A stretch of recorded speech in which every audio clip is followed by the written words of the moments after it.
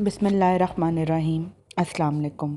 हमारा आज का मौजू है कुर्ब मुर्शद, जो कि किताब जवाहिरुल इश्क से मुंतखब किया गया है। किसी भी इंसान की शख्सियत की तामीर में कुर्ब को बहुत अहमियत हासिल है। जैसी कुर्बत होगी वैसा ही किरदार होगा। जैसे मियाँ मोहम्मद बख्श रहमतुल्लाह अलैह ने फरमाया है कि चंगे बंदे दी यारी जिवें दुकान तारा, सौदा पावें मुल्ला लईए हुल्ले आन हज़ारा, ते बुरे बंदे दी यारी जिवें दुकान लोहारा, कपड़े पावें कुंज कुंज बइये चिंका पैन हज़ारा। अल्लाह का कुर्ब पाने की खातिर लोग मुर्शिद की तलाश करते हैं, उनका कुर्ब हासिल करने की जद्दोजहद करते हैं, लेकिन सबका कामिल यकीन होता है कि मुर्शिद ही वो कामिल हस्ती है जो आपको अल्लाह और उसके रसूल सल्लल्लाहु अलैहि वसल्लम का दीदार करवा सकती है। कुर्ब दो तरह का होता है। एक वो कि आप मुर्शिद की सोहबत में ज़्यादा से ज़्यादा वक्त गुजारें ताकि आपको उनसे इश्क व मोहब्बत हो जाए। दूसरा कुर्ब ये है कि आपका मुर्शिद के पास ज़्यादा वक्त गुजारना मुमकिन नहीं, लेकिन आप हर वक्त उनकी याद में रहो, ज़िंदगी के हर मामले में उनको मद्देनज़र रखो। दोनों सूरतों में आपका इश्क बढ़ेगा, क्योंकि अगर सहाबा कराम रज़ी अल्लाह तआला अन्हुम की ज़िंदगी को देखा जाए तो आप हर वक्त नबी पाक सल्लल्लाहु अलैहि वसल्लम के गिर्द दीवानों की तरह मंडलाते रहते थे। सब कामों से फारिग होकर बेहतरीन मसरूफियत कुर्ब रसूल सल्लल्लाहु अलैहि वसल्लम होती थी। जैसे जैसे मोमिनीन की तादाद में इजाफा होता गया, नबी पाक सल्लल्लाहु अलैहि वसल्लम का ज़्यादा वक्त मस्जिद नबवी में सबके साथ गुजरता।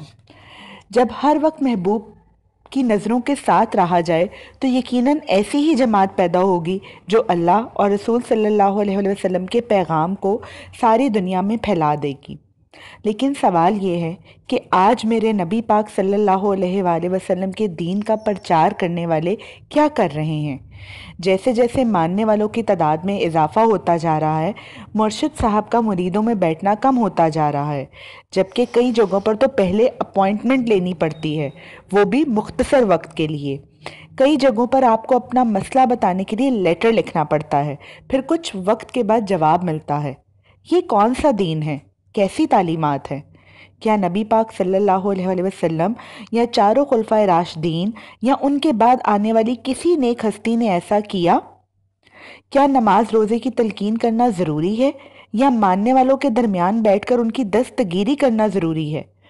कुरान पाक में अल्लाह पाक फरमाते हैं कि मफ़हूम, जब तुम रसूल के घर जाओ तो वहाँ से जल्दी इजाज़त लेकर निकल आया करो ताकि तुम्हारा ज़्यादा बैठना नागवार ना गुजरे। जबकि आजकल तो मुरीद तरसते हैं कि एक पल ही मिल जाए मुलाकात का, लेकिन मुर्शिद के पास वक्त ही नहीं होता।